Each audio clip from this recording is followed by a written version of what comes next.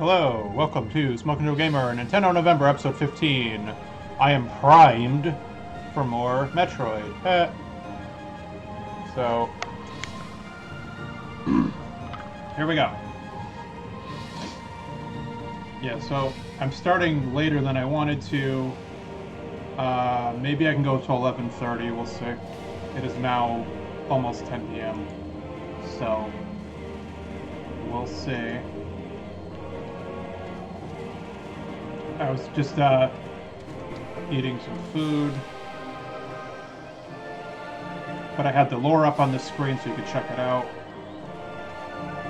So, like I talked about last time, this game has a really cool story that is kind of optional, and it's hidden within different lore entries, which I think is cool, and there's good pacing in the game. It's not getting bogged down by constant cutscenes and dialogue like newer games do.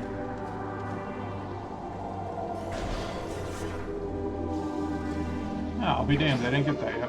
Okay. Well. Alright. And just like before, I am playing on the Dolphin emulator at 1440p with some anti-aliasing texture filtering, and it looks pretty damn good if I don't mind saying so. Let me see here.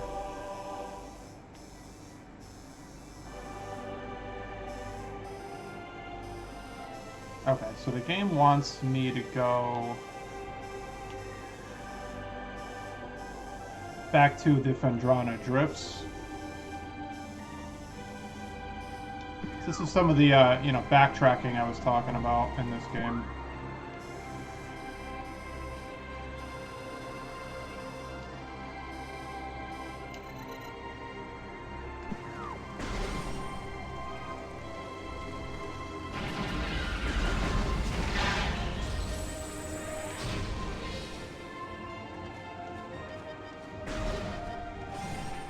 Yeah, now that I have the double jump, I gotta go all the way back to Phendrana Drifts in order to proceed any further. What the hell? Oh, those bozos.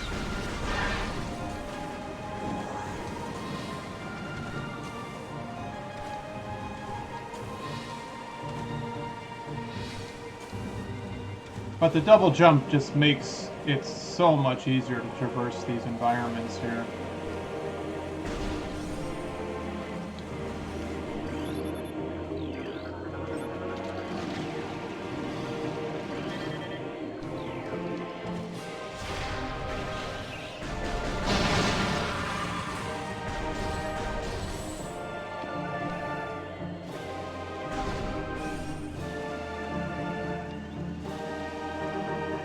So, as I established before, this takes place after the events of Metroid 1 and 2.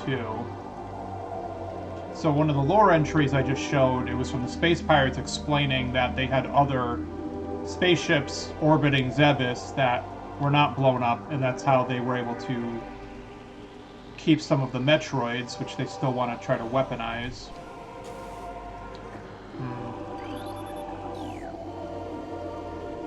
I'll be damned. Okay, I still need the grappling hook to go up there. Got it. So let's just drop down.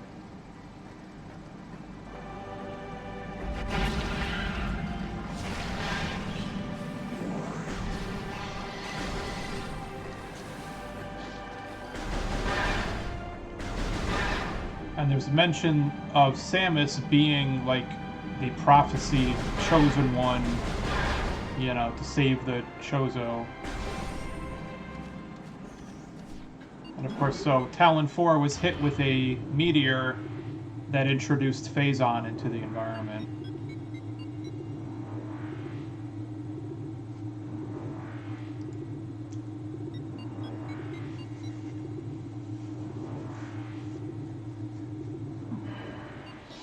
So, here we go. So I decided to just play this a second time, and the month ends tomorrow.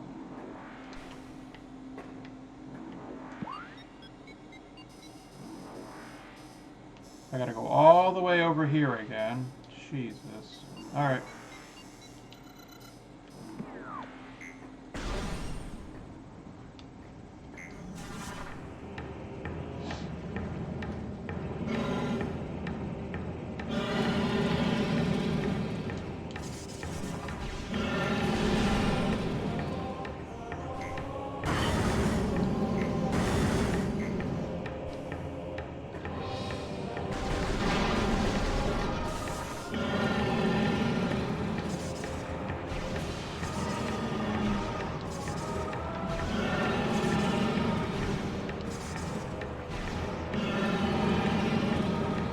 Ah.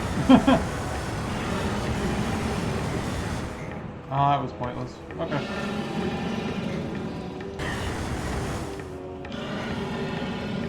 Yeah, I lose a lot of health in these games because sometimes I just go right through the lava.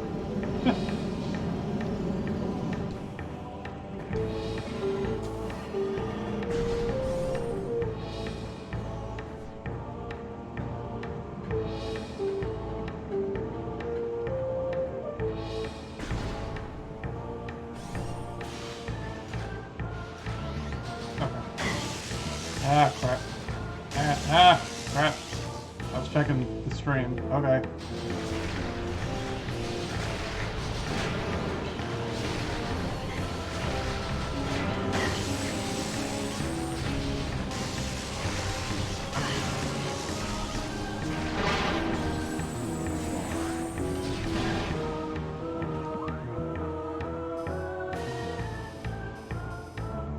Yeah, I just gotta go straight across. Unless I can get in there. I don't think so. Alright, hang on.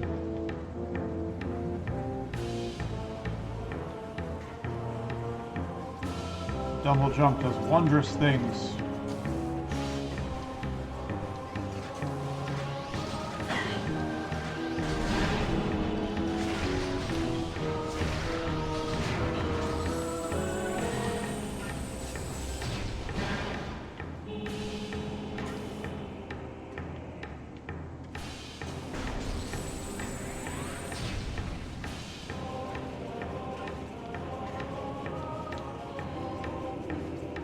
Yeah, I scanned all the computers already.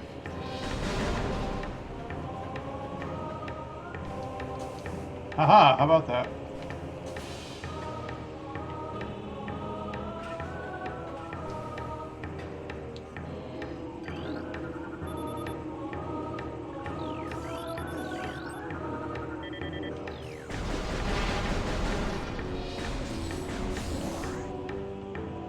See, the problem is I may have already fudged the 100% because I don't know if I scanned some of the things in the first part of the game. So, I don't know. But see, I needed the ball boost to do that anyway, so need a double jump to get up here and ball boost to activate that. And I might need grappling hook to get across here. Let's find out. Nope.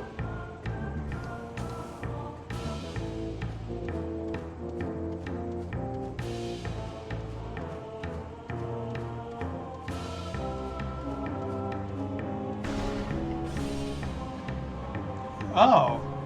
Well, there we go. Okay.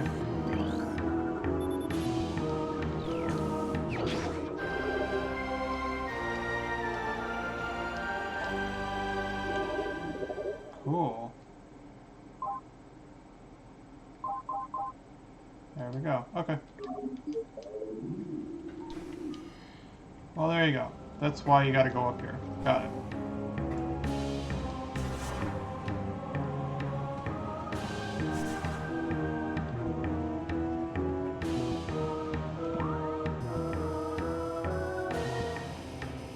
Oh. Really?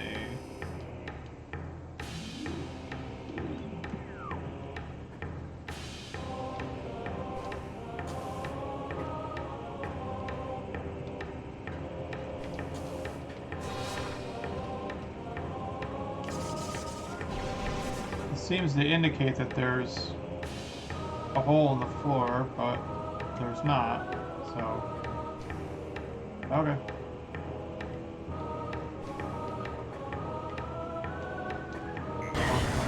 Ah, crap.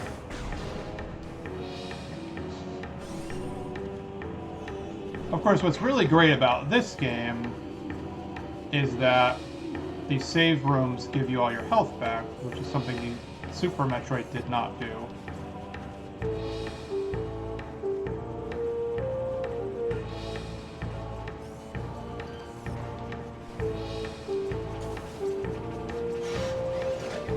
Alright, cool. Ow. Ow.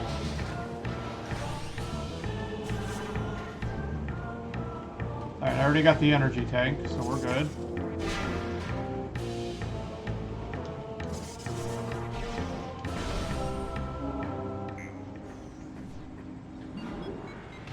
So I'm not entirely sure what I'm going to do for next month. So my idea was to do some kind of like, almost like a holiday buying guide for December. So the idea is that tomorrow I could do the Ninja Turtles Cowabunga collection and play the NES games from that. And that would kind of transition into the next segment. And I think that game's worth buying, so... But then I'm going to play other games that I really enjoyed playing this year and just talk about them, what I like, what I don't like, should you buy it, should you wait for sale. And so that would give me an opportunity to stream some of the newer games I've gotten, like Saints Row, Sonic Frontiers. Probably not the Quarry, though. I streamed that last month, and it's an okay game. But I could do Horizon Forbidden West, I could do Elden Ring, so that was the idea, was just maybe do some streams that just focus on the games I liked from this year. Okay, so I think now that I have the double jump, I believe I can just go across to there. But I should probably save again so I don't die.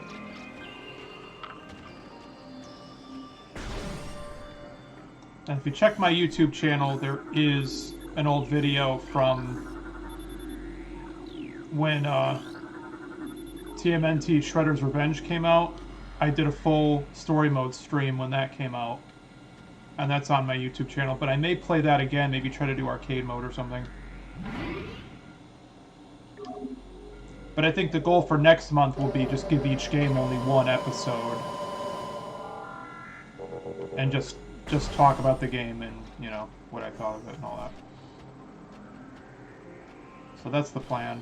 And even though in past streams I may have talked about the Steam Deck and how, oh, I don't want one, or oh, it's too big, it's too expensive, I decided to order a Steam Deck. And it's supposed to come in 1 to 2 weeks. Hopefully it will not get delayed. So that's something else I could talk about on the stream for anyone thinking about buying one. I can play it for you and let you know.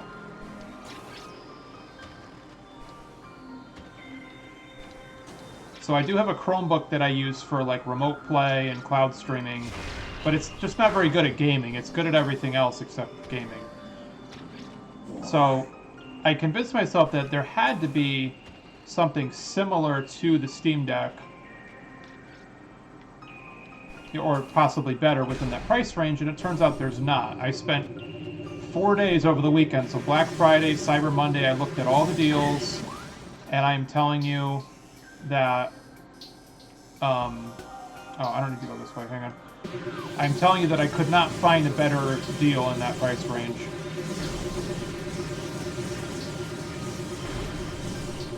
Because I was looking at iPads, which I thought might give me a better remote play and cloud streaming experience, but then I'm still stuck on iOS and can't really install computer games. I thought about upgrading my iPhone 12 mini to the iPhone 14 Pro, but it's a tiny screen.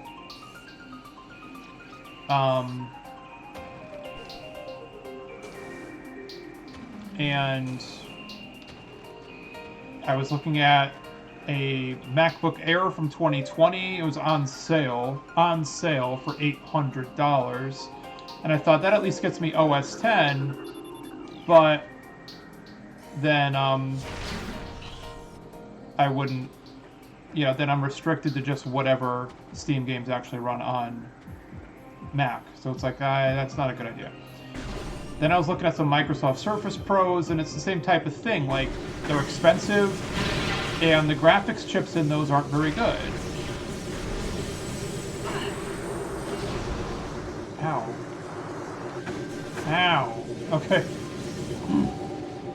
So even in some of the high-end or higher-end Surface laptops, Surface Pro, even then you're getting either the AMD Vega chipset or the Intel Iris Xe, and it turns out that the Steam Deck GPU is actually more powerful than what you'd get in a lot of laptops in that price range, in the $500 to $600. So that was like, let's just get a Steam Deck, you know?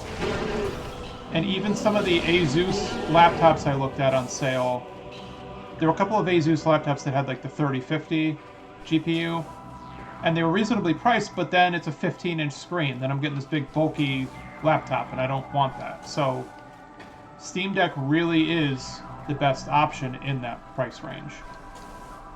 There's also another handheld device that sells for about $900, and again, that's got the AMD Vega chipset, which is not as powerful as the APU inside the Steam Deck. So once I get mine, I will do a review sometime next month after I try it out. But I also have something like 500 Steam games, so for people with bigger Steam libraries, it definitely makes more sense than somebody who doesn't have that many Steam games. So, and the Steam Deck can also run Epic Game Store, GOG.com, and other stuff like that. So, yeah, Steam Deck is good at emulation. Like my Chromebook can do PS1, Saturn, Super Nintendo, but it can't do N64, it can't do GameCube or PS2, so I'm looking forward to trying that. But here's the other thing with the Steam Deck. It has 16 gigs of DDR5 RAM, which is insane. You don't get that even in the $700 and $800 Microsoft and Apple devices, you know? So, alright, so where the fuck am I going? Yeah, so Visual Knight is here with us again. Hope you had a good Thanksgiving. Oh, I gotta go over here. Dang it.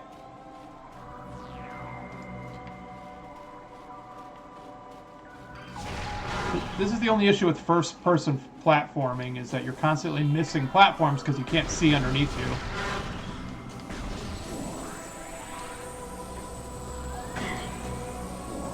And yeah, you have enemies walking into you because you didn't see them. So honestly, if Nintendo were to just put this game on Switch with better camera controls, that would be acceptable to me. You know? Yeah, I think the Steam Deck is going to go places, because the other reason I decided to pull the trigger finally is because I found a quote from Gabe saying that, one, they're not planning on doing a price drop on Steam Deck, and he said, two, at some point in time they may do a higher end model at the top that would be more expensive, and it's like, oh, well, I don't want that. I'll just get the $400 model. So I figure, yeah, if they're never going to put it on sale, and if new models are just going to be more expensive, then the hell with it.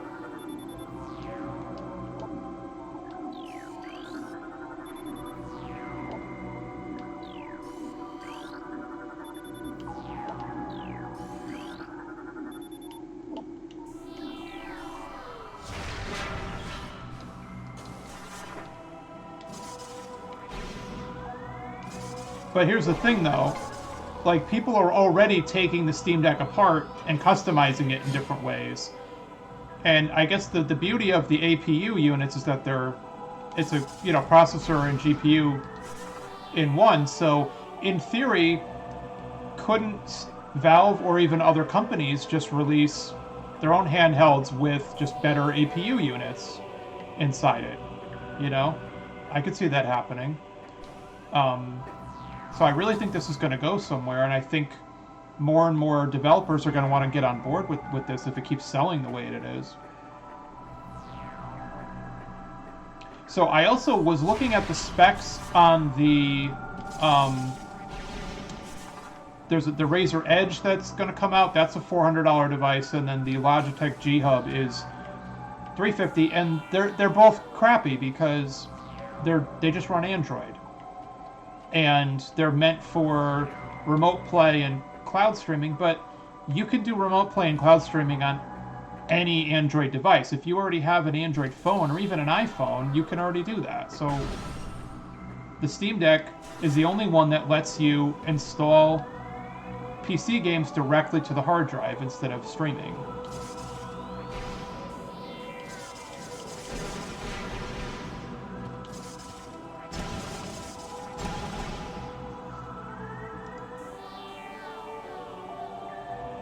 Oh, that's cool. Yeah, Logitech G Hub sucks. Absolutely.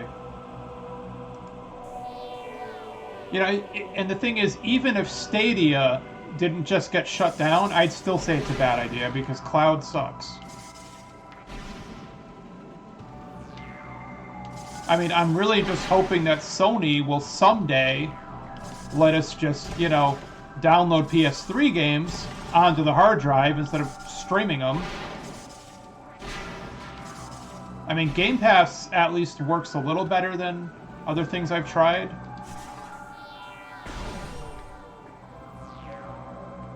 So get this, though. The Razer Edge is going to have a really nice screen on it. 1080p, 144 hertz, AMOLED or whatever. Yeah, but it's only going to play Android games. You know, and streaming, so who cares?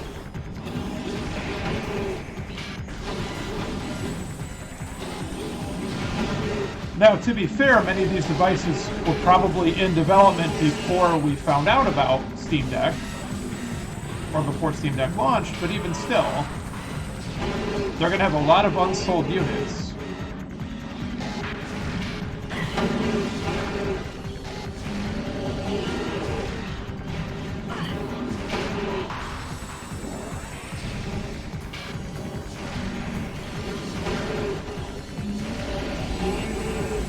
Now here comes the big cheese. Ah! Look at this fucking guy. He's fucking scary.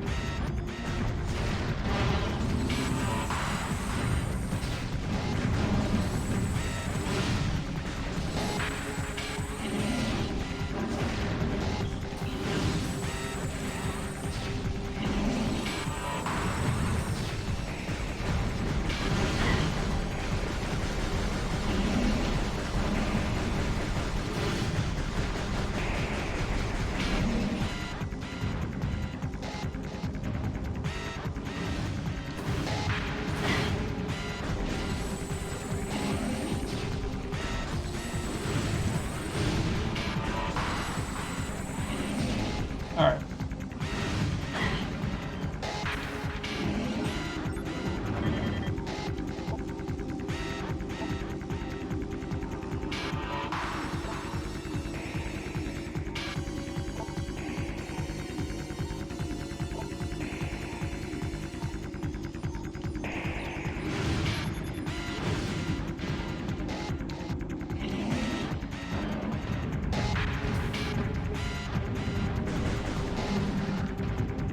So what happens is this will absorb my energy, but it will hyperventilate if it overexerts itself.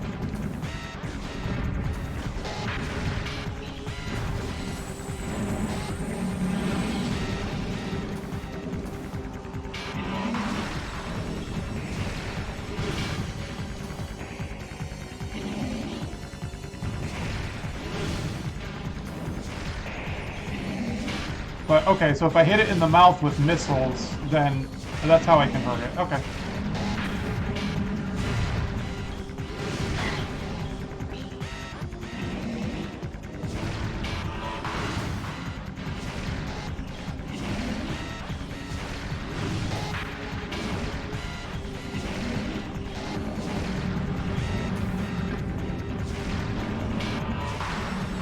Well, it's got to open its mouth first, though.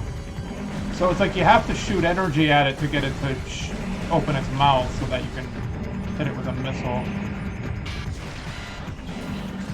Okay, got it.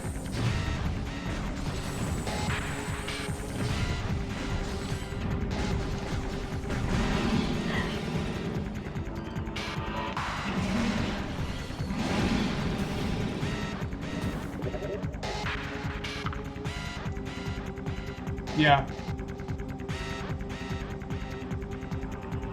Yes, Cloud sucks.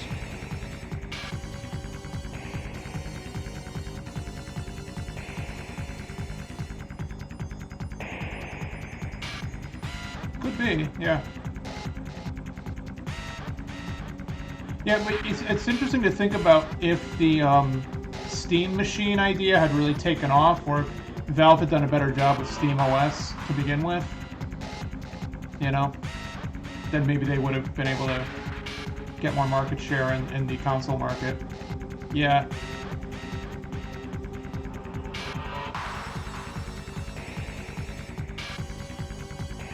Alright.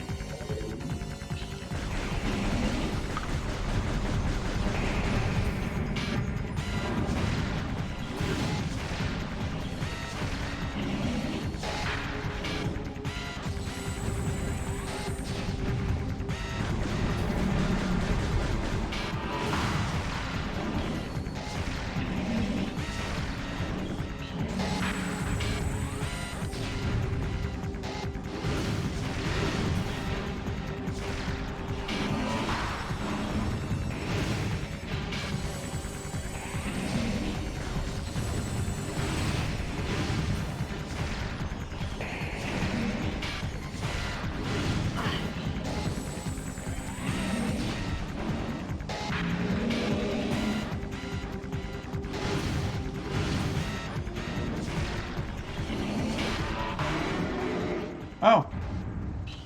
I fucking did it! Yeah, of course, what's really crazy is he becomes a normal enemy going forward. So, good news is, beat that boss in one try and got me the wave beam.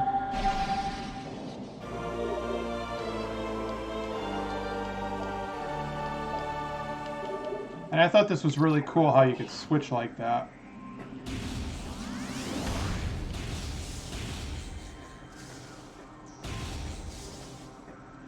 In Super Metroid, what would happen is all your weapons would just get combined together, which is fine, because then they'd be powerful, but then you had to keep going into the menu if you wanted to switch between them.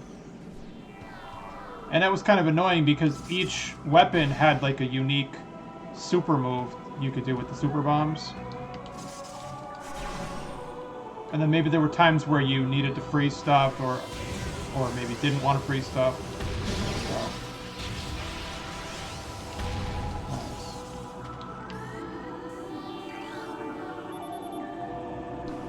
Alright, I gotta come back here with the plasma beam to melt that ice. See how it's called the Chozo Ice Temple? That's one of the clues for the artifact, I think.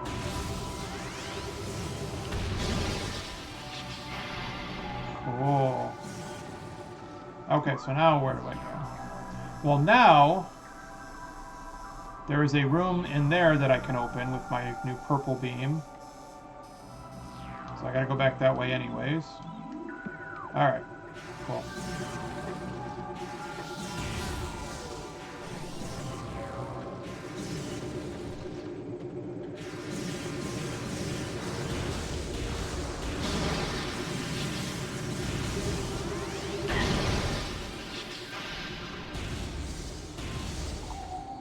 And there's some interesting puzzles with the wave beam. So yeah, this game just had really good...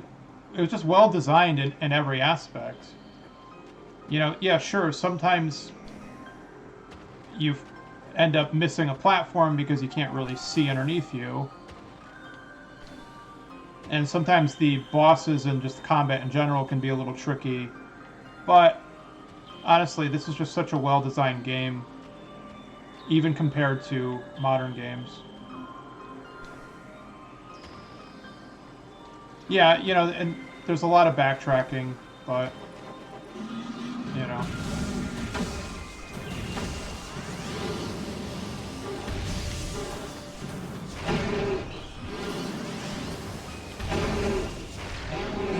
Oh yeah, and this electrocutes enemies too, which is neat. Okay. Yeah, so in this game, save often.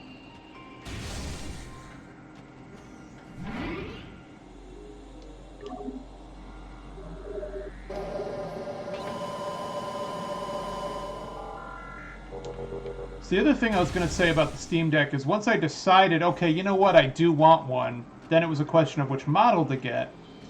And I did some research. And so I got the base model, which is, you know, $400, 64 gigabyte hard drive built in, and you can get a micro SD card, of course. So then I'm looking at the middle model, which was 530, and it's a 256 gigabyte NVMe. So I learned a couple of things. First thing I learned was that you can replace the hard drive in a Steam Deck. Second thing I learned is that a 256 gigabyte SSD in that special form factor, I think it's a 2230, that you can buy one of those on Amazon for about $40. But then I looked at some videos showing load time comparisons and basically showing that there wasn't much of an improvement. There wasn't much of a difference between SD card and solid state in terms of the initial booting and loading up games. So it's like, okay. So it's not really, like, you have the option to upgrade the hard drive down the line, but it's also not really necessary, you know? And a 256 wouldn't be enough anyways. I'd still have to install a micro SD card anyways, right? So I figured the $400 model is good enough for me.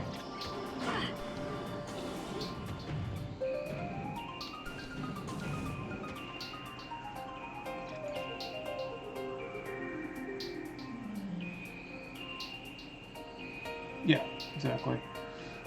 And it turns out, when it first came out, people were complaining that you couldn't move the shader cache, but I guess that was resolved.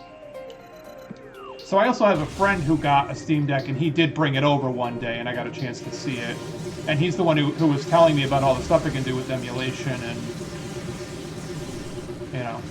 So it was like, all right, I think, you know, hopefully I'll get it before Christmas, you know.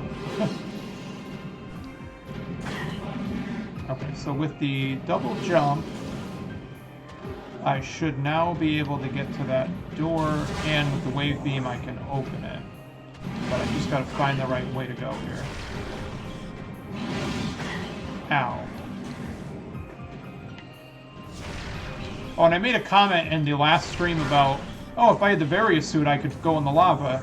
That is not true. I already have the Various suit, and that's what I needed just to be able to explore Magmore. So, just thought that was a worthy correction, just so people don't troll me.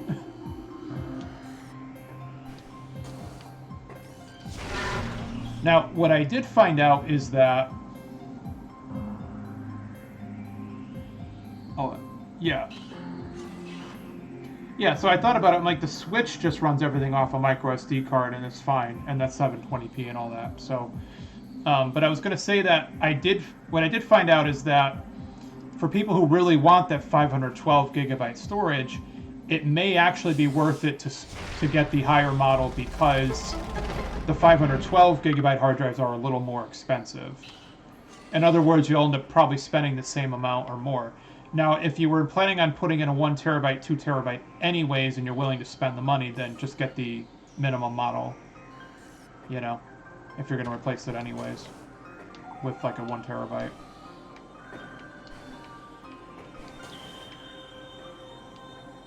Okay, now what? Now I go over here. Ow! Ah!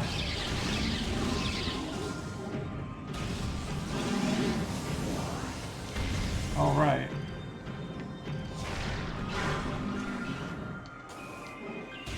Oh, I love me some double jump.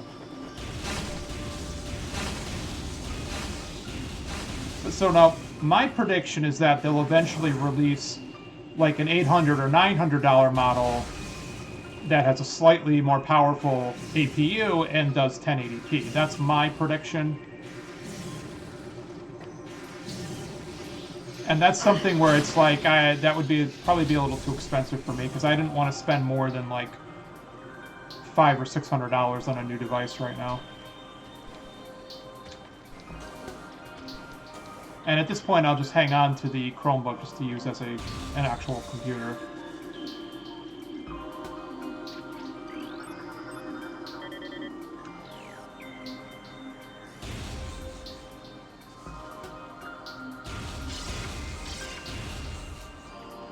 Alright, now I gotta remember what the fuck I'm supposed to do in here. Or maybe I wasn't supposed to come here yet because I don't have the spider ball. Alright, let's see.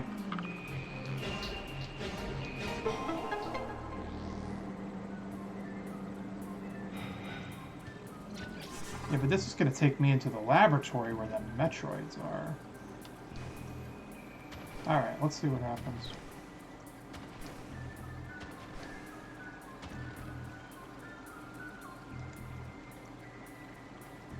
Yeah.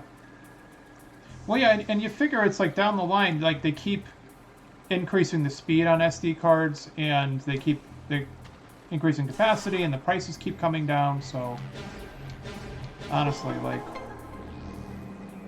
it'll be fine. Now, what I'm wondering is, I wonder if they'll release a smaller, less powerful, cheaper model for around $250 or $300 at some point, almost like the Switch Lite. I don't know if they would do that.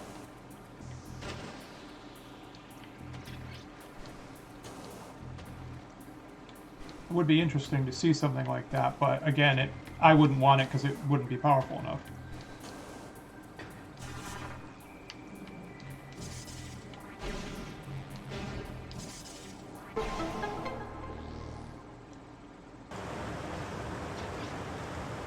Yeah, probably. I could see that happening.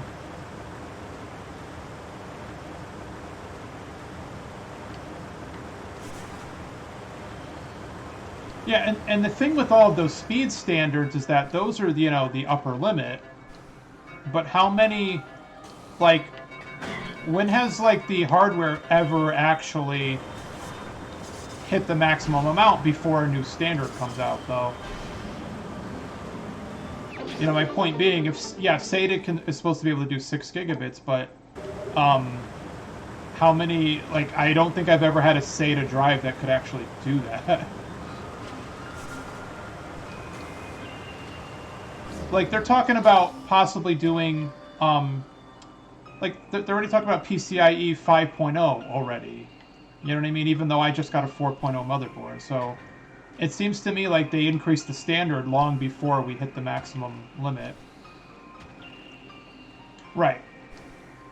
So unless you're doing video editing and animation and 3D imaging and 3D modeling and all that crazy kind of stuff, you're probably not going to really need the upper limit. That's true. So right now I've got 32 gigabytes of RAM in my computer, and I'm sure that's probably overkill. And when I tried to upgrade to a higher speed, I didn't notice much of a difference. And I ended up just running all 4 sticks at the lower speed of my old chips, right? So I bought new RAM chips that were supposed to be higher speed. Turns out motherboard and processor couldn't do it, and I didn't notice much of a difference anyways. So I now have 4 sticks of 8 gigabyte running at 3200 megahertz or whatever, and it's like, it's fine. It's actually, I noticed that 32 gigabytes at lower speed seem to do better than 16 at a higher speed. Yep. Yeah, so the motherboard I bought last year, it's the B550F, Asus Strix ROG, whatever. Alright, so what the hell am I doing here?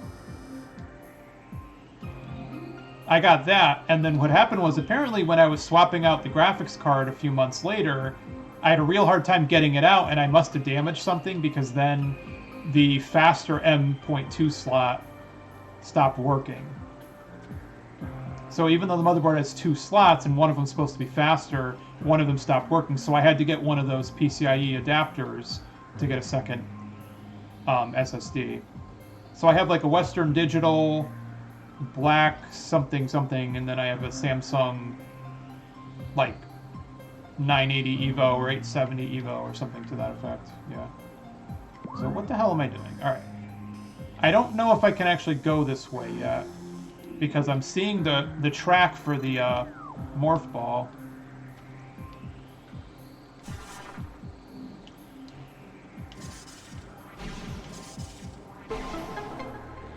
Okay. Okay, got it. Yeah, so what happened was I tried to upgrade to 16 gigabytes of 4000, and the computer just didn't quite want to do it. So I was able to do 3800, and yeah, I was able to do 3800 and 3600, but ultimately I just put my 32 gigahertz or megahertz sticks back in there, and now I just have 4 of them running 32 gigs. 3200 hertz and all that. But what was interesting though is even though the newer RAM chips I got had a higher CL value, I think I was still able to get them to run at the better timing using the lower frequency. So that was pretty neat. Alright, so obviously I can get to those platforms, but I gotta do everything correctly within the time limit. So, and you know, I'm trying to multitask here and not doing a very good job of it.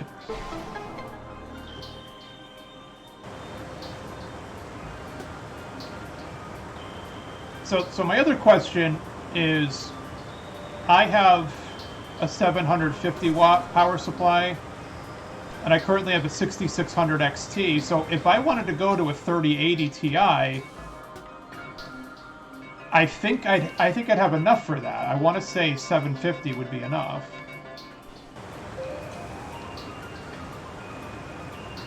Oh wait, I'm supposed to go over there, right? Oh, hang on. Oh no, I can get up here already. Okay. So that door will open. That door will not open. That leads into the laboratory, so I'm going to get spit back out here later on. So I'm willing to bet that one of these is actually a save room, if I can actually reach it. Yep. Okay. I knew it. Okay. Good to know. So I was looking at looking for some deals on graphics cards, but they're still, even on with the Black Friday, Cyber Monday discounts, they're still above MSRP. It's like, no. So that's what I was thinking about, maybe doing a 3070 Ti just because it's more affordable.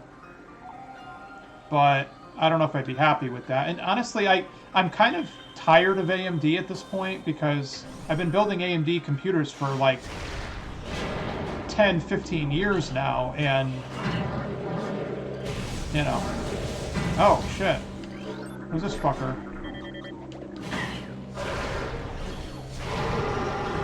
Holy shit. That's awesome. Yeah, I have a Corsair. I might have a gold 750, and it's modular and all that, so.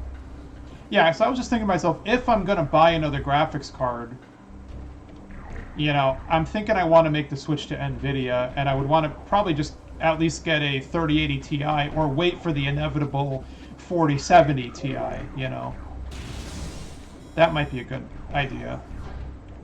And I was really disappointed that AMD did a 7900 XT and XTX, and they're like $800 and $900. So if I do decide to stick with AMD, it would probably be after they release the inevitable 7800 XT or 7700 or whatever.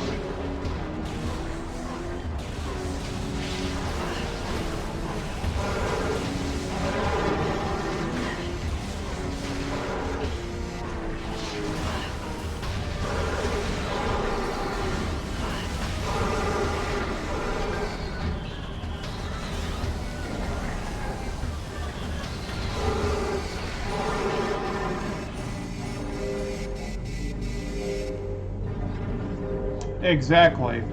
So here's the thing.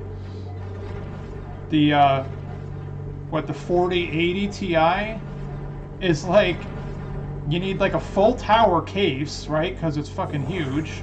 And then you need like a 1,000-watt power supply, and then it'll melt the fucking connectors if you bend it wrong or something. It's like, what the fuck?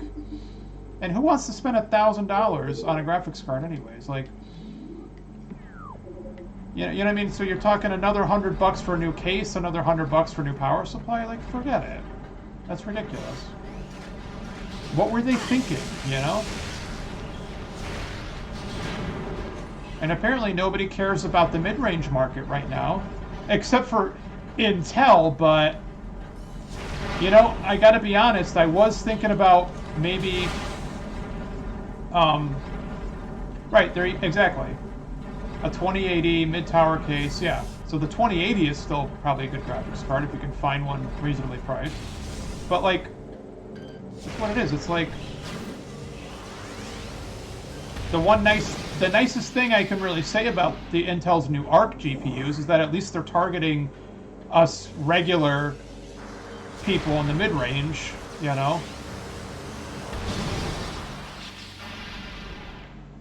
So I thought about maybe doing the A770 to replace the 6600 XT that I have.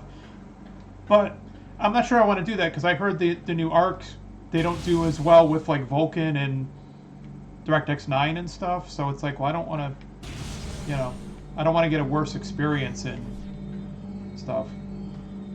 Yeah, right. Yeah, I would agree that AMD Ryzen CPUs are excellent. They are definitely a good affordable option to what Intel is charging for like their i9s and i7s and whatnot. And then, you know, the AMD APUs are powering all of the major consoles, so... Well, no, the Xbox and PlayStation. Unfortunately, yeah, this Switch is a 5-year-old system, so it's still running on the NVIDIA's Tegra. Yeah.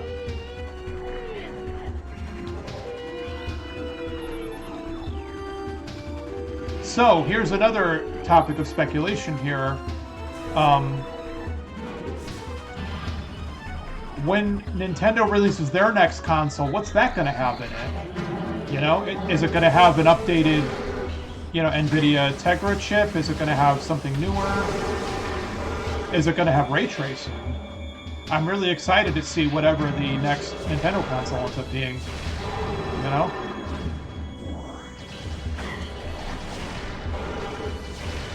Will we ever get a 4K Switch 2 or something, you know what I mean? That'd be cool.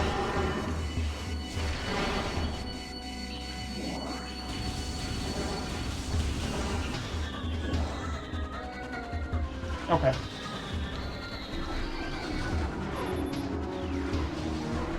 Okay.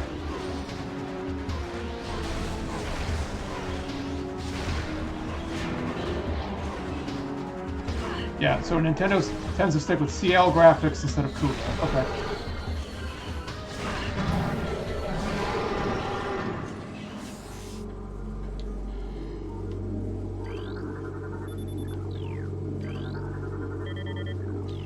You know, it's funny, when the Switch was first announced, I was making fun of it because I had an NVIDIA Shield K1 tablet that was $200, and that had the Tegra processor.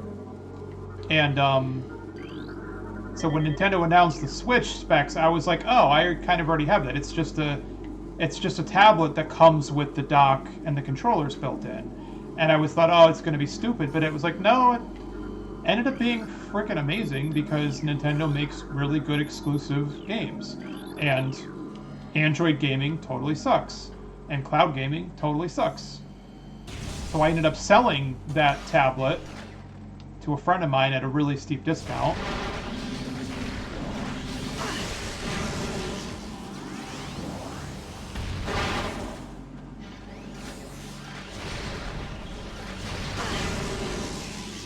Yeah, so Nintendo maintains their market share by releasing a less expensive console that's also less powerful, but, you know, you look at the sales of the Wii and it's like, yeah, that thing sucked and everybody bought it because it had good games. So here's the thing, with this console generation, you know, anyone who's thinking about getting a PS5 or Series X, well, I would say Sony does a great job with software, with exclusive titles, but they drop the ball on everything else.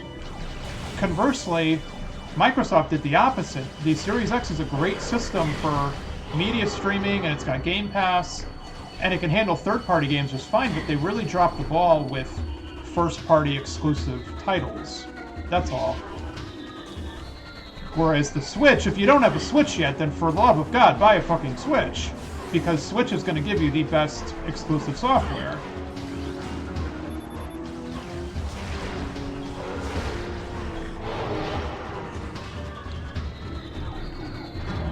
Yo, these space pirates are crazy.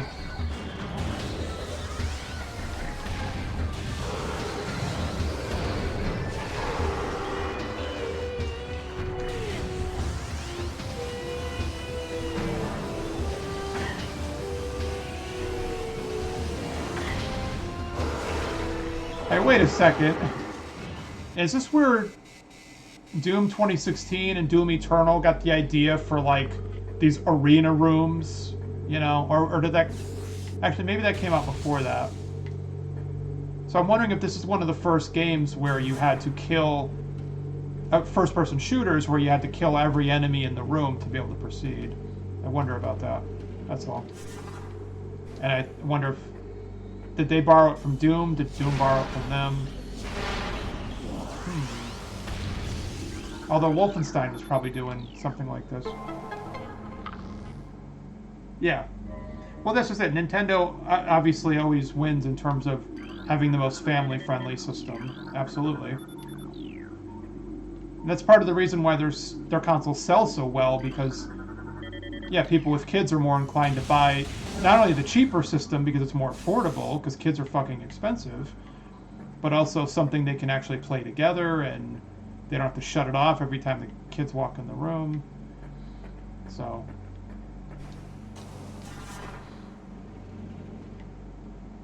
I would say if you don't have a Switch, get a Switch.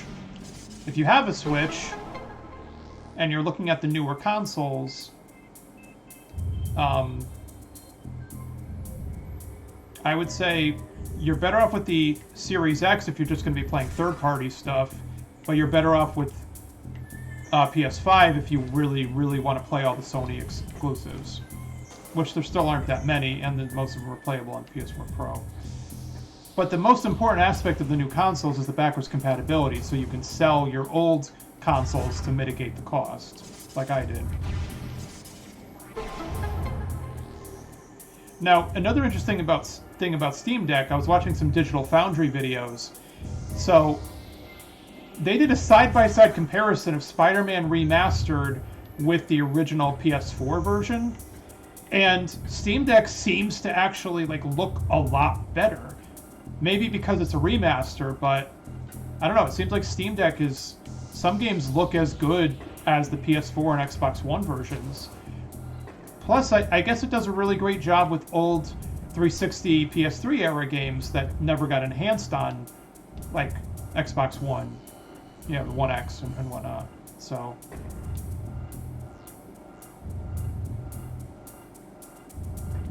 Yep.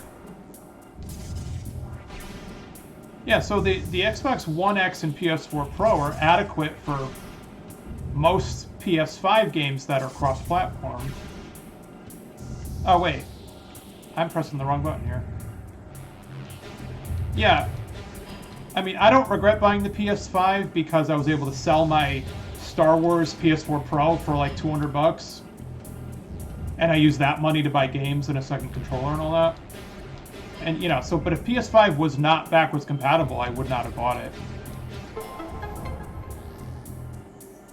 Whereas Series X, I got that first because I had a pretty decent library of Xbox One games.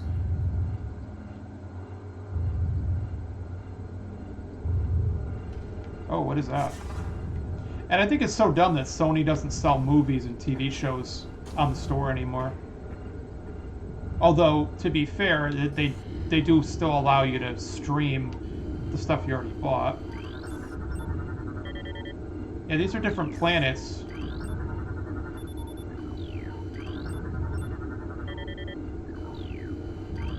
So this is the solar system that Samus is currently in.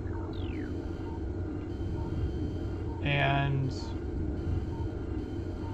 this is pretty neat, huh? Now, what do I have to do to get the thing? Let's go over here. Yeah, what I ended up selling my 1X to my younger brother, and he was pretty happy with it. Because I also sold him a bunch of games for it, too. Yeah, so what happened was, first I got the Series S on launch day, because that's the only one I was able to successfully pre-order. And I didn't have a lot of money at that time. So then I sold my 1X and all the physical games to my brother. But then I eventually ended up selling that to get the Series X, and then I had to repurchase some games and all that. So the Series S is definitely not a bad option for people on a low budget, people with kids, people who already have a huge digital library, or they buy most things digital anyways.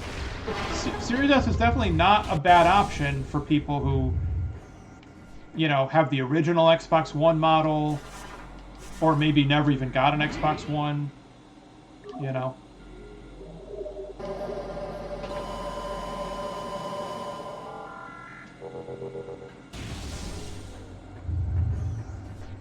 But it just depends on what your needs and your wants are in a console. Because Series S will do 1440p and can do 60 FPS in plenty of games, but it can't do ray tracing, it can't really do 120 FPS, not without really nerfing the graphics. But it, you know, if you're mostly a digital person on a limited budget, and you have Game Pass already, then yeah, Series S is great. But going from a 1X to a Series S, no, you're going to hate it. You're going to hate it. So.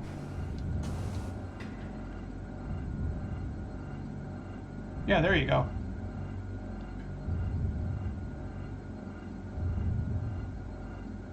Yeah, I ended up selling all my vintage consoles. But I have the three mini consoles. I have the NES Classic Edition, the Genesis Mini, the PS1 Mini, and all of them have been hacked, and they all have extra games on them now. So, what time is it? Oh, it's almost 11. Okay. And I was looking at the Genesis Mini 2 system, but it's like you got to import it from Japan, so it's $130 with shipping. And I'm like, wait a second, I think I could just get all of those games to run on the Genesis 1 Mini console. Yeah, Genesis Mini I thought was totally worth it. I mean, so Genesis Mini was already a good value, $80, 2 controllers, 42 games. But then, so even without hacking it, it's worth it, but then if you hack it,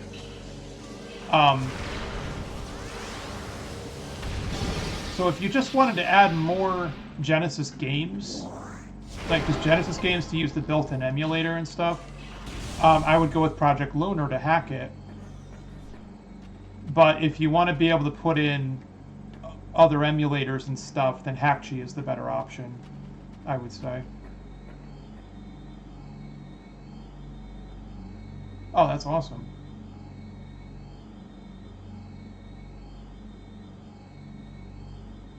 Yeah, I sold my Saturn too.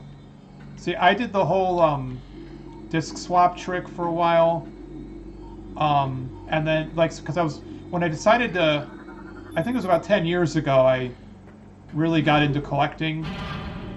And I was trying to collect for Saturn, and the games were just too expensive. And I got the Japanese versions of some games, but then some of them were unplayable because I couldn't read it.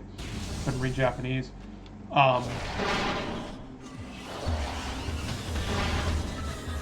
And so, yeah, and then I tried doing the whole disc swap trick, but I was worried that that was going to ruin it, so I ended up just selling the thing.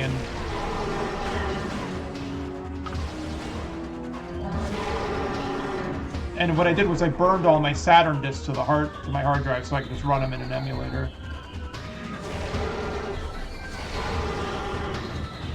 Oh man, that sucks.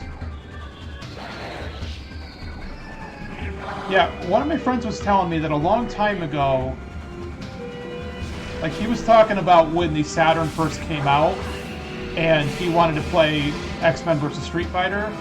He said he had to go through this whole thing and pay all this money to get like a special chip installed so it could run Japanese games.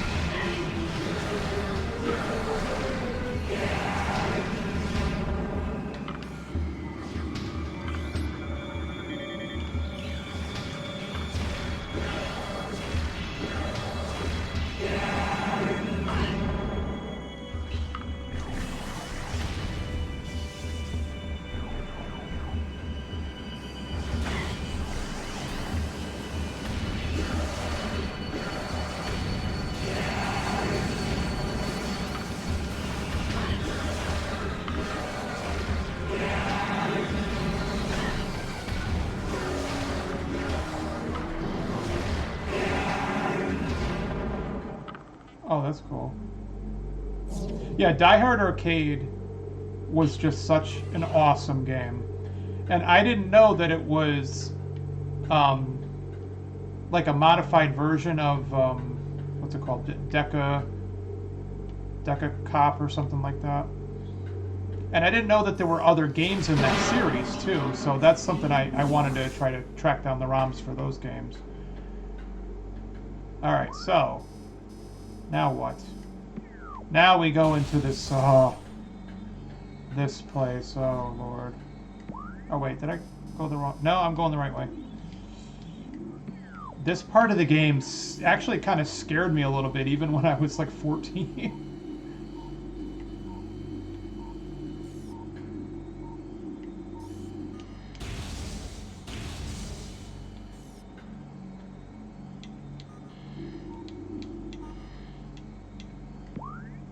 Wait, what did I... Hold on. What the hell did I pick up in that other room?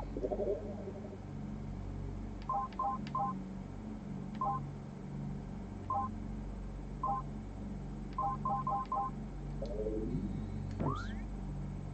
Ah!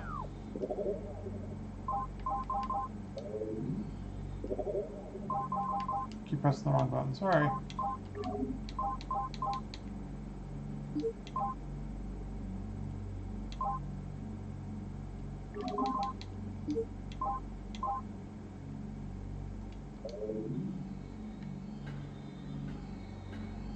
Where's the... Oh, it's back here. Alright.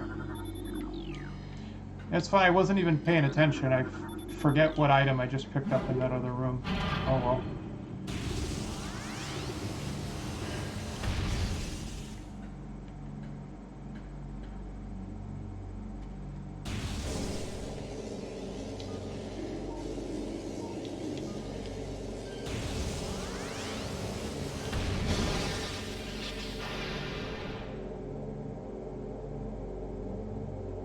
Oh, wait a minute.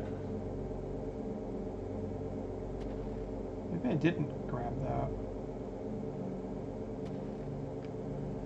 Hang on.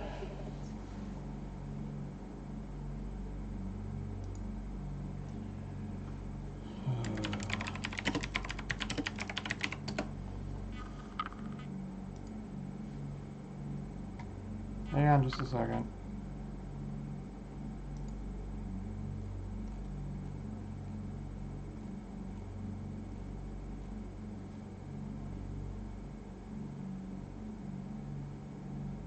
Oh, I'm a moron. Okay.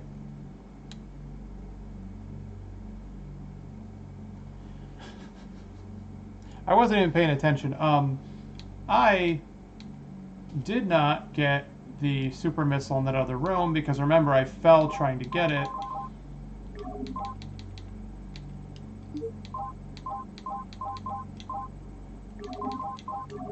Right?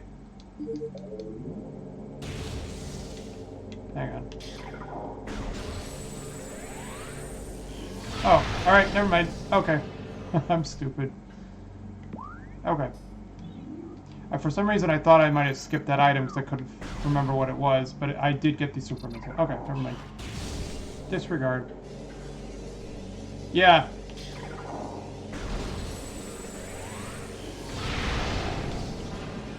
I thought that I missed it. And I thought I was going to have to go all the way back to that room.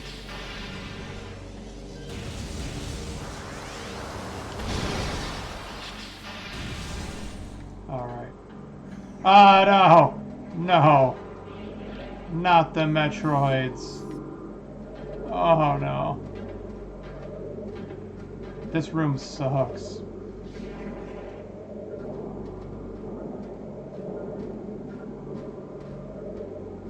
Oh, man.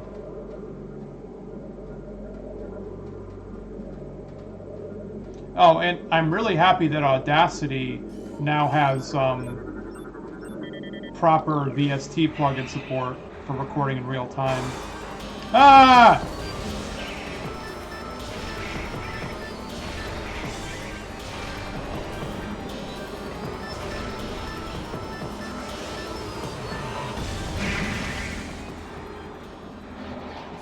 Yeah, it's not like the original where you have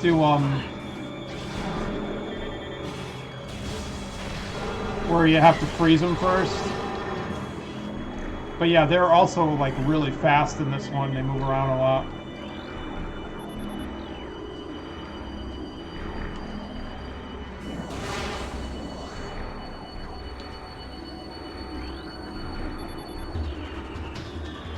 Damn Metroids.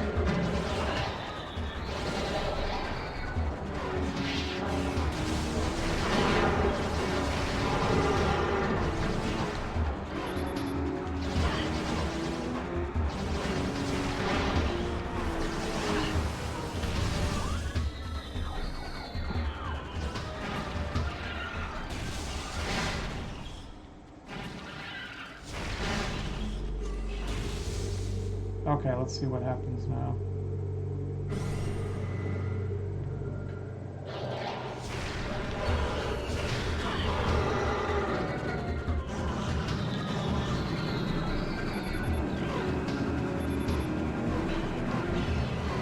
Okay. I need that visor, but they're gonna kill the lights in here.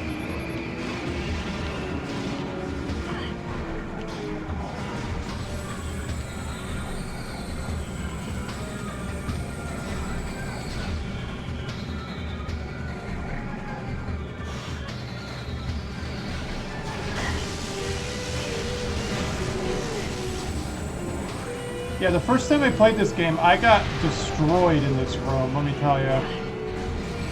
Because, see, you can't get out because you don't have the ice beam yet.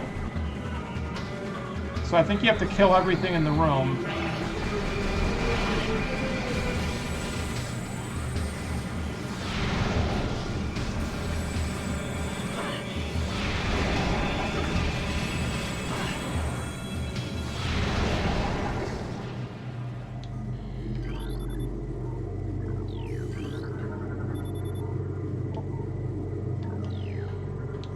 All 3 force fields must be deactivated.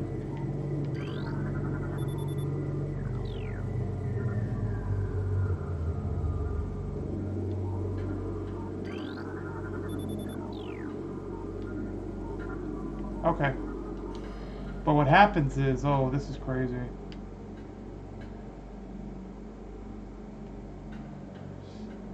Yeah, let me see here. Oh, I gotta go to that thing? Okay.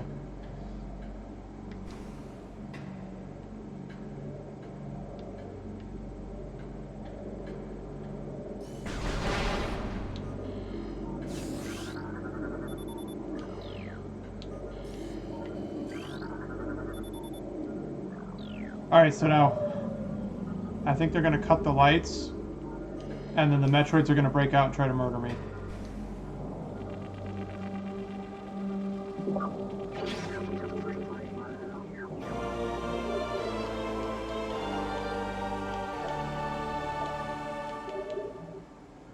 Ready?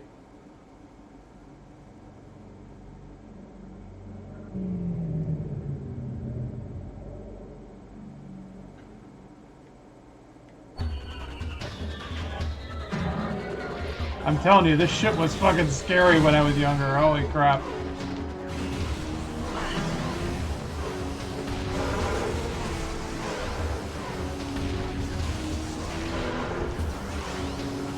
Yep.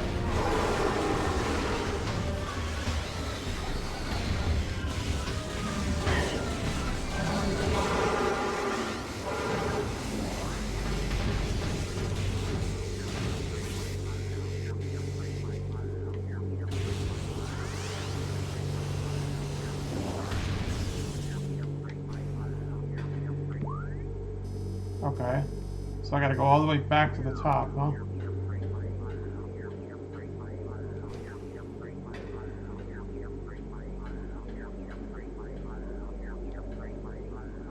Yeah, so what came out first, Metroid Prime or Halo? Oh, God!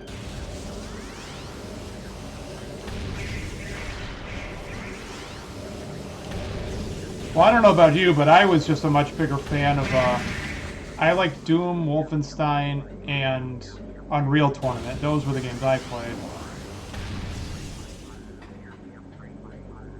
I still don't like Halo that much, although I think Halo Infinite is the best one because it's the least Halo-ish.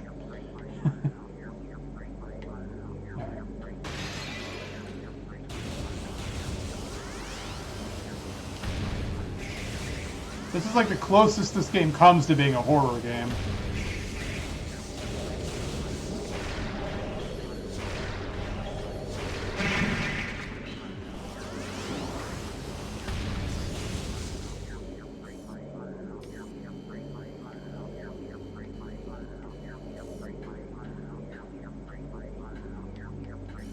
Oh, okay, it's up there.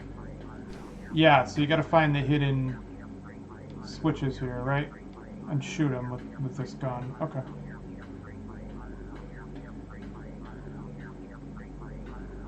And that one busts out. Yep.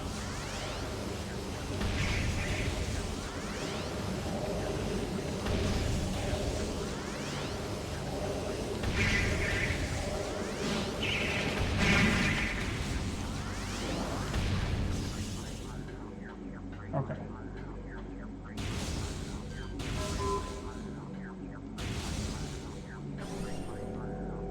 And we are out.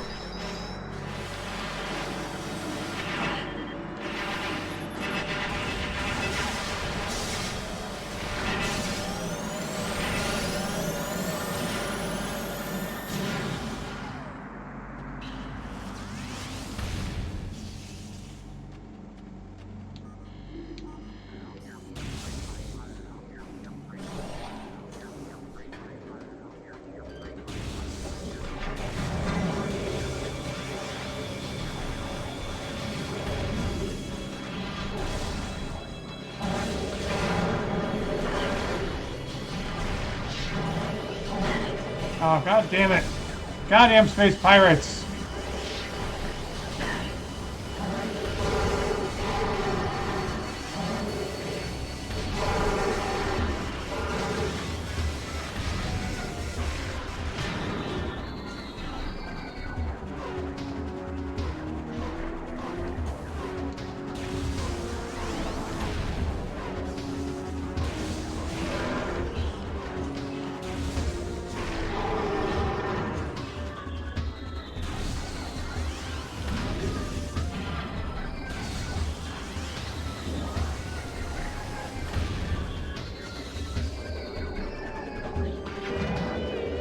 How do I get that?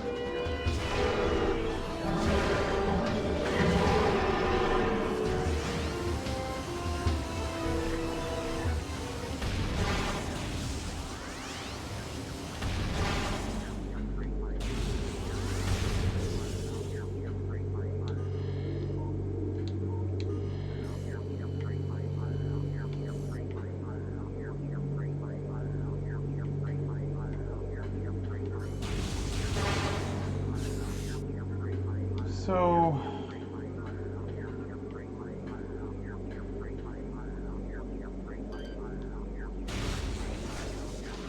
Oh, okay.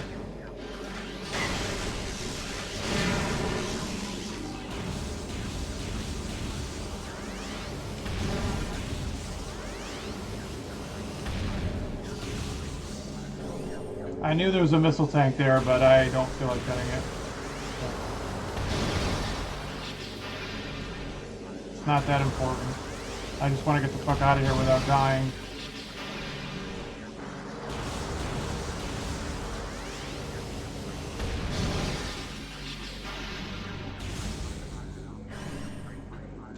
Okay. Phew. 11, 12. Okay.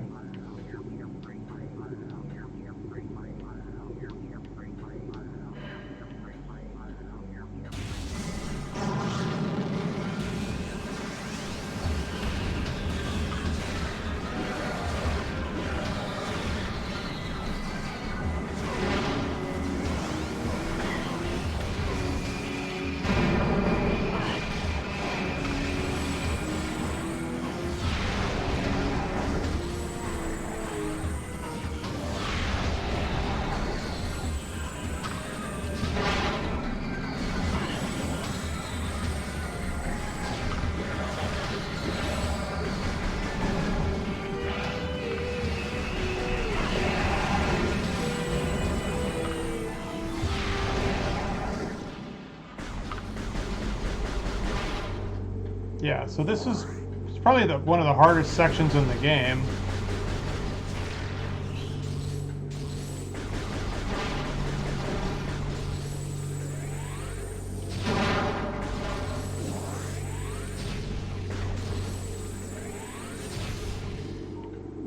So there's an artifact in here, but I don't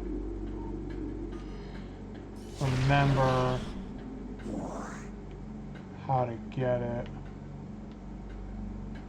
But I know with double jump I can get up here, so let me check this out.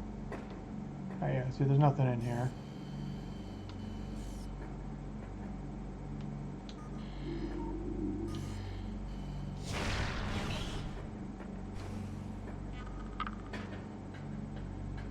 I want to say there's a way to destroy one of these towers.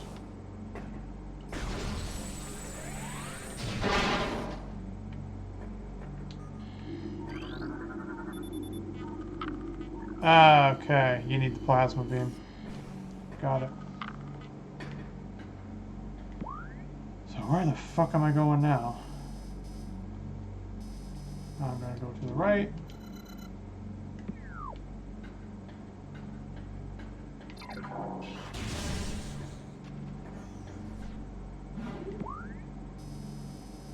Okay.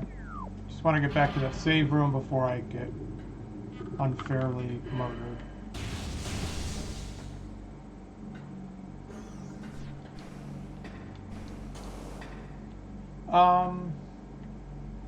Descent or Descent 2? I don't think so.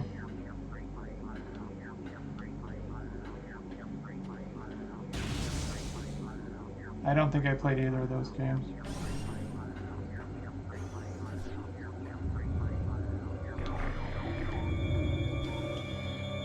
Now what?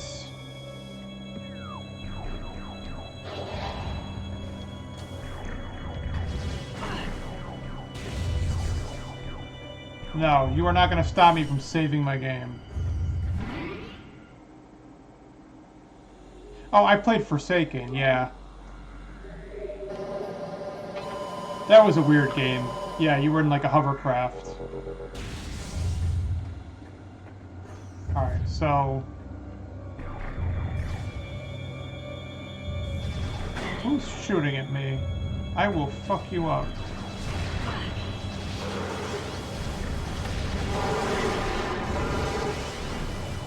So, along with all the backtracking, they also like to put in newer, tougher enemies in those areas that you have to re-explore.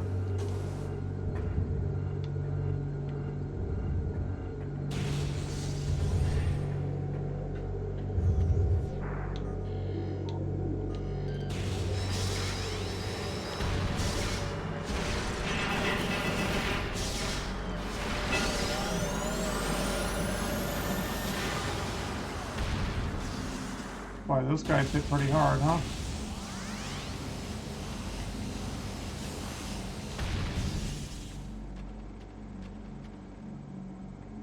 Yeah.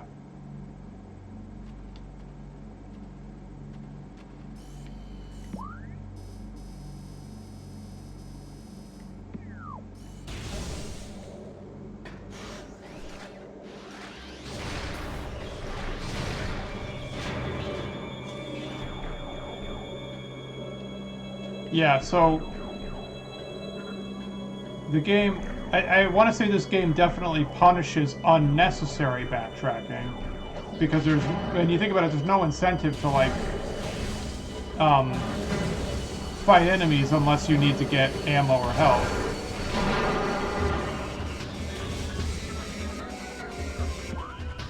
So that's what's good and bad about Metroid, I would say.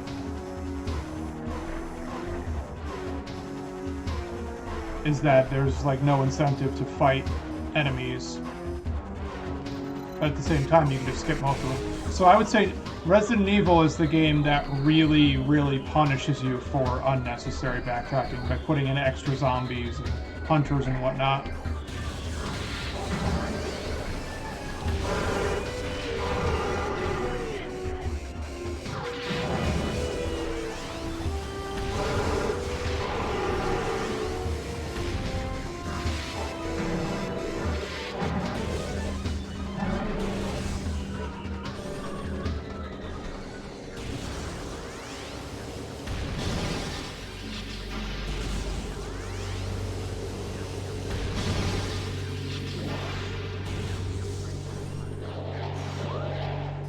Okay, so where the fuck am I going? Alright, I am going the right way, it's just hard to tell.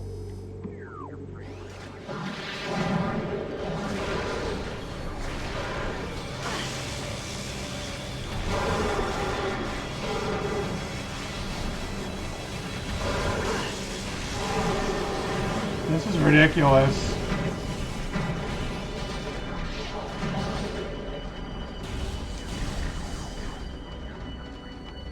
Open!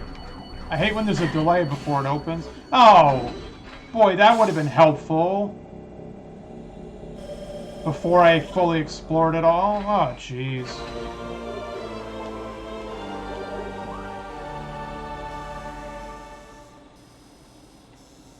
So.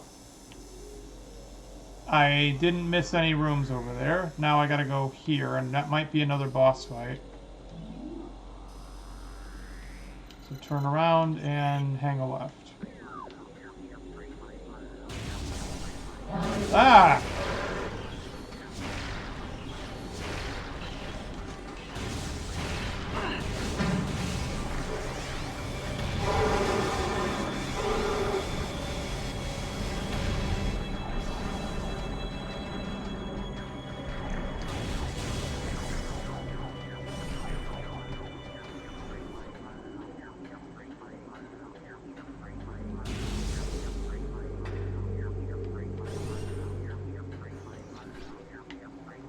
All right.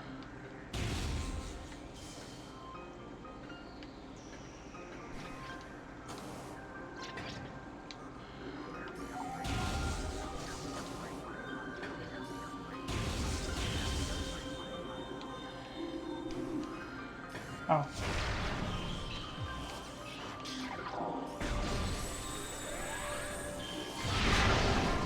Aha, I remembered.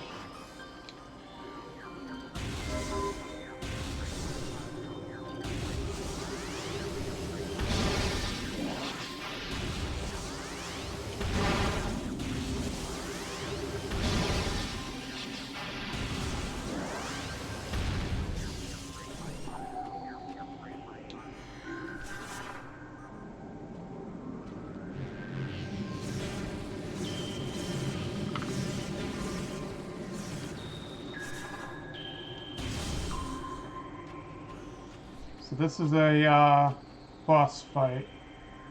Alright. So let's go ahead and save a state right here.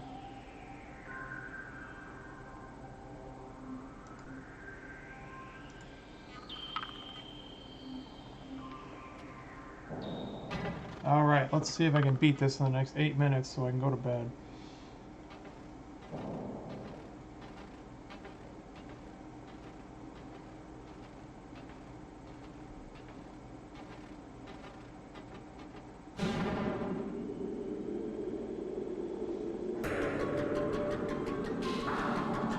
You know, I wonder if somebody could, like, mod, older Zelda games to make them like Skyrim and let you switch between first and third person. That'd be really cool. Like, Ocarina of Time first person, I think would be neat. Because you already have to go into first person to use the, slingshot or the bow. Stardust. Ah, crap.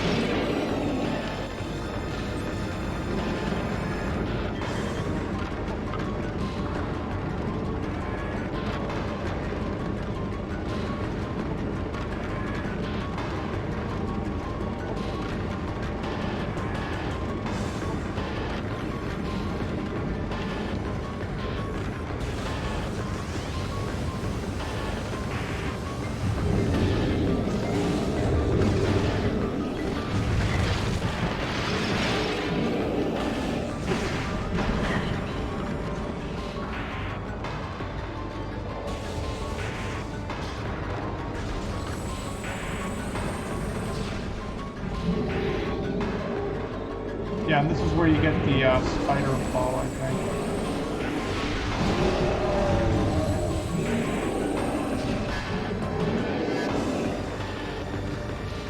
You really think there would have been like a missile recharge station or something?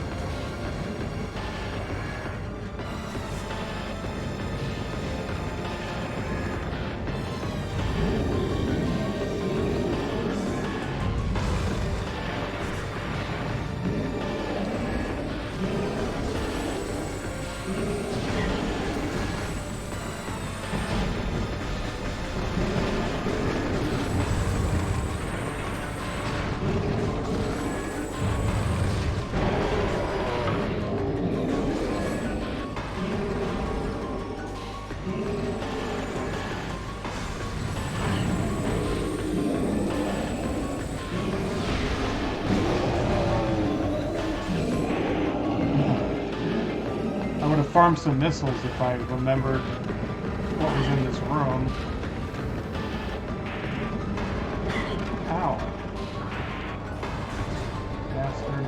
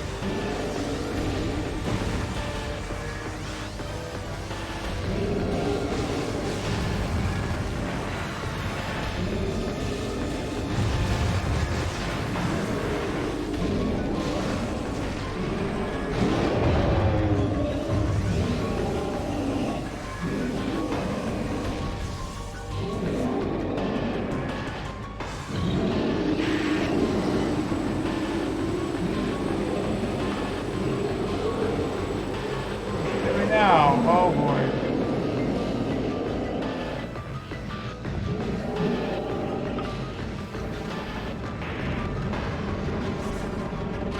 Ow. Ow. I hate this guy.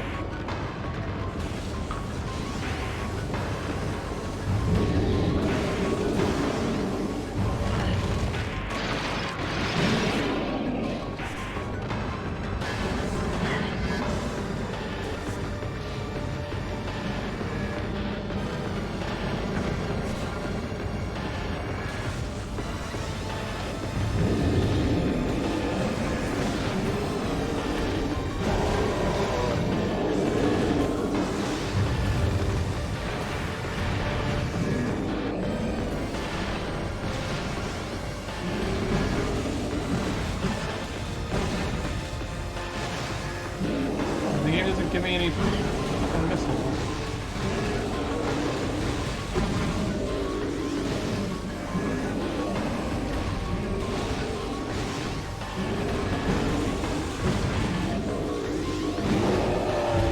It's giving me a little bit of health, but it's not giving me any fucking missiles.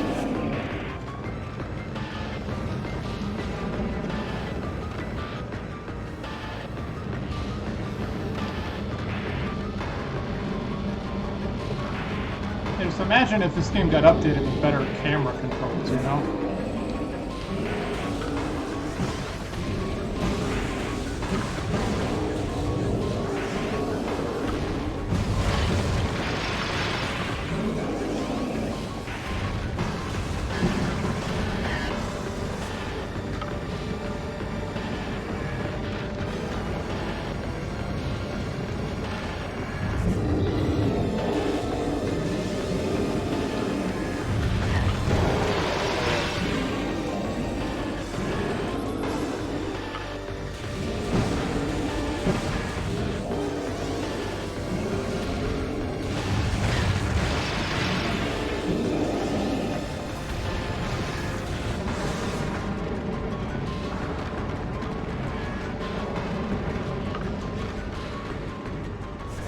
It's like, oh, you wanted missiles? Yeah, screw you, right?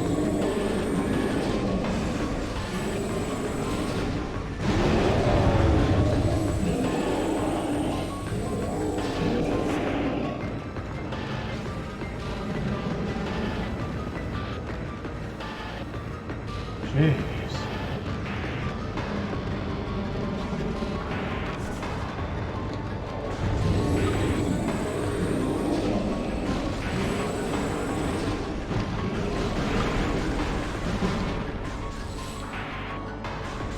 Oh, thank you.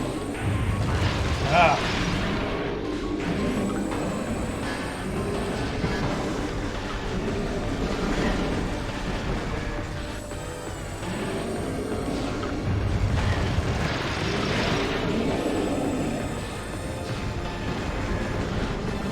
I got a couple of missiles, but I gotta make it count with a good super missile, you know?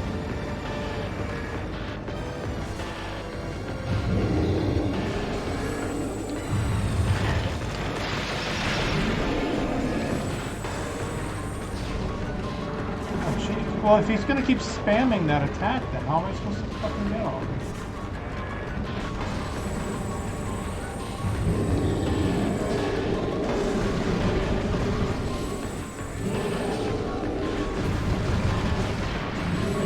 Yeah, I was gonna save that, but clearly I need something with better homing capabilities, you know?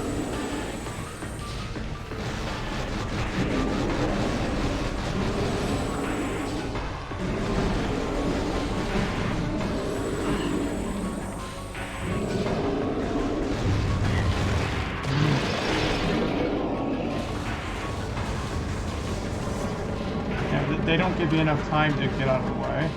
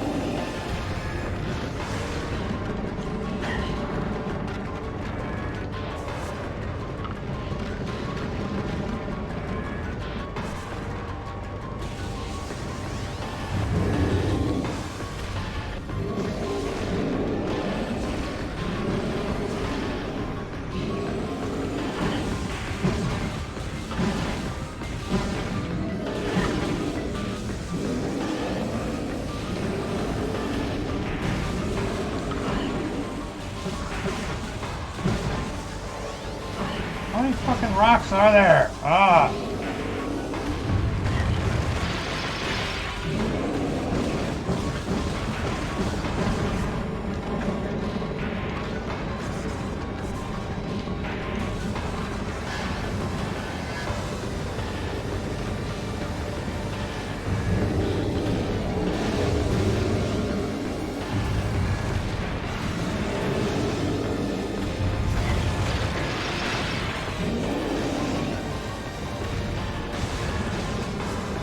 God. I hate this boss. It's funny, I haven't played this game in a long time and I forgot how awful some of these damn bosses are. Or not to say that they're bad, but it's like, man, it's like...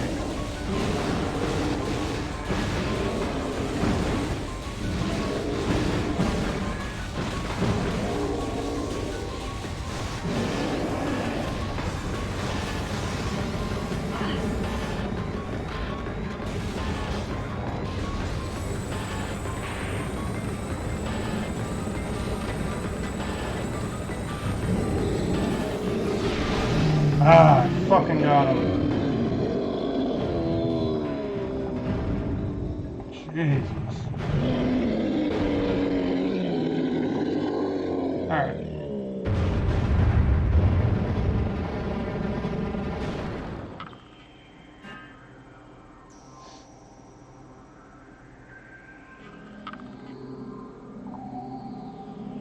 That is the spider ball.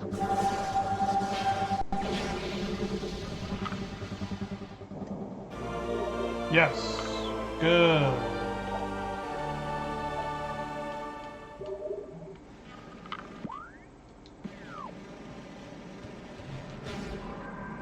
See that? Cool.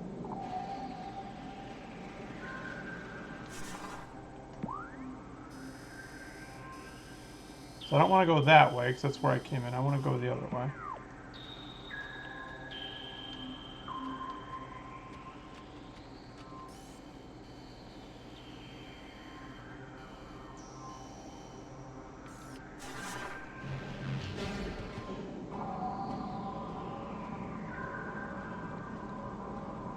Alright, this is cool. Yeah. Well, because you got to keep switching visors, and then you got to keep going into ball mode to dodge. And you could see that those rocks he was throwing were dropping health, but they weren't dropping extra missiles very often. So if I had gone in there with full missiles, it would have been a piece of cake.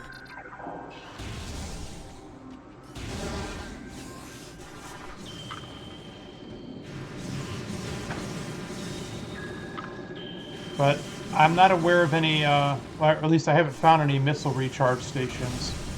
Other than that, you'd have to go all the way back to the gunship.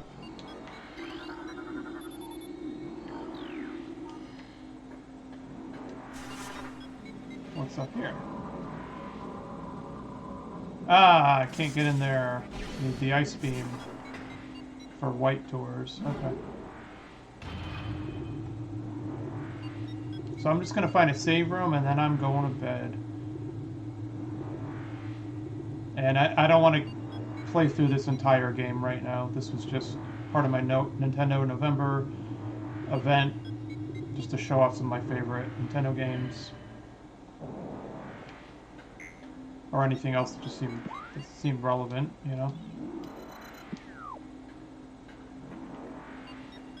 So the plan for tomorrow is going to be to do the Ninja Turtles Cowabunga collection.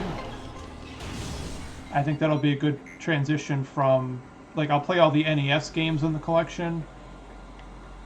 And that'll be, so next month the goal is to play, like, newer games that came out this year and tell you if they're any good or not. Oh yeah, Willow. I never watched the original movie. But that I did see that was going to Disney Plus, yeah. Oh, and everybody should watch the Guardians of the Galaxy holiday special. It's amazing. Absolutely amazing.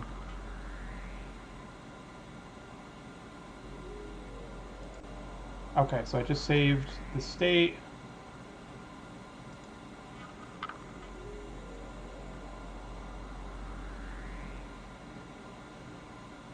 Okay.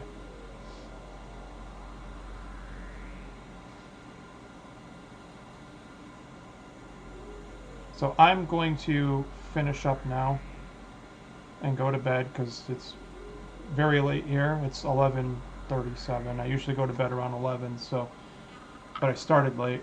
So that was Metroid Prime, just a couple hours of that, so you can see what it's all about. Definitely worth playing on a Dolphin emulator if you got a good computer.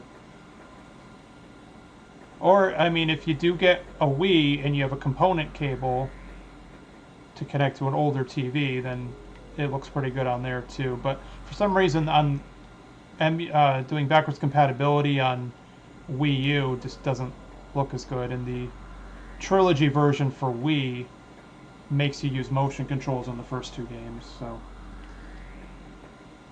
anyways, I'm done. And thanks again to Visual Knight, of course, for his excellent chatting. Today is Tuesday. So I don't know if Ask Wheels is doing Q&A quests tomorrow or Thursday. I don't know if I'm going to be on it, but you could check that out. And then this past Sunday we played Pokemon Scarlet and did some Terra Raid battles and some couple of versus matches. So Sunday nights on Ask Wheels, twitch.tv/Ask Wheels, that we do Sunday night shenanigans if you want to check that out. And that's about it. All right. Good night. I will probably stream tomorrow. If not, then it'll be Thursday. Okay.